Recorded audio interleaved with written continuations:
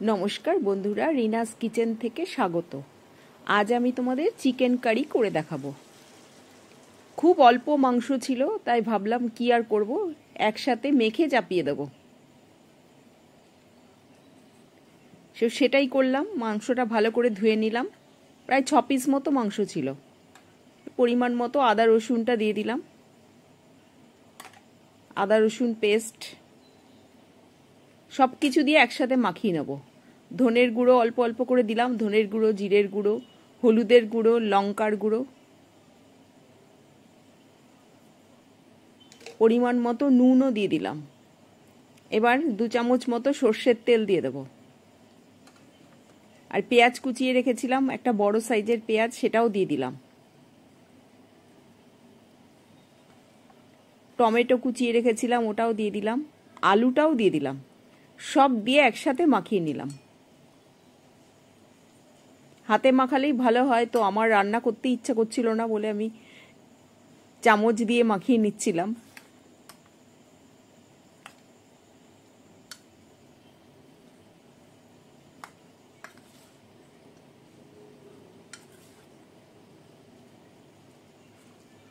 হাত দিতে ইচ্ছা করলো না, তাই জন্য চামচ দিলাম। হাতে মাখালেই বেশি ভালো হয়।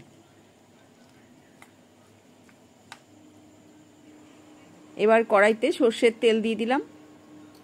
যেহেতু মাখানোটার মধ্যে একটু সর্ষের তেল দিয়েছি, সেই জন্য একটু কমই দিলাম। আর খুব অল্প মাংস, সেই জন্য বেশি তেল দেওয়ার দরকার নেই।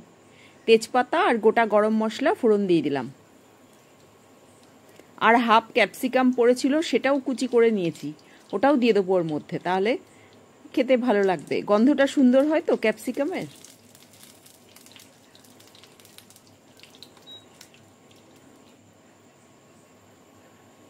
তেলটা গরম হয়ে গেলে, ফোড়নটার একটু ভাজা গন্ধ বেরোলে, এবার আমি মাংসগুলো দিয়ে দিলাম।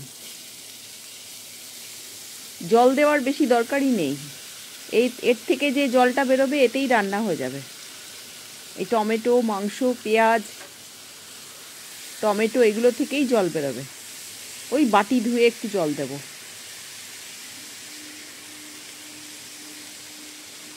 আর ঢাকা দিয়ে দিয়ে রান্না করলে কি হয়, জলটা তাড়াতাড়ি বেরিয়ে যায়।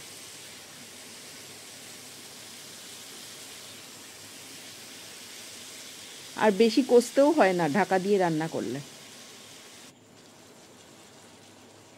ক্যাপসিকামগুলো দিয়ে দিলাম।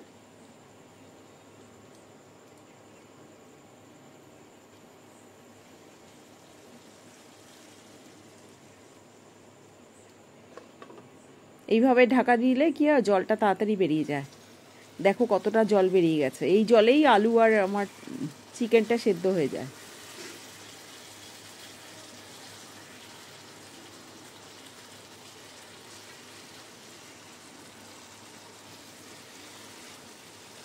তোমাদের যদি রেসিপিটা ভালো লাগে, তাহলে আমার চ্যানেলটাকে সাবস্ক্রাইব করো, লাইক ও কমেন্টস করো।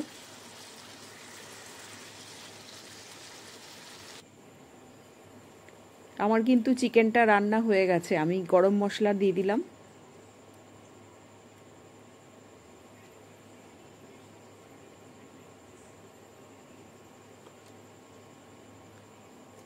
এরকমভাবে করলেও খেতে খুব সুন্দর হয়। আমাকে খুব বেশি নাড়তেও হয়নি, তাড়াতাড়ি রান্নাটা হয়ে গেল। এবার ওপর দিয়ে একটু ক্রিম দিয়ে দিয়েছি।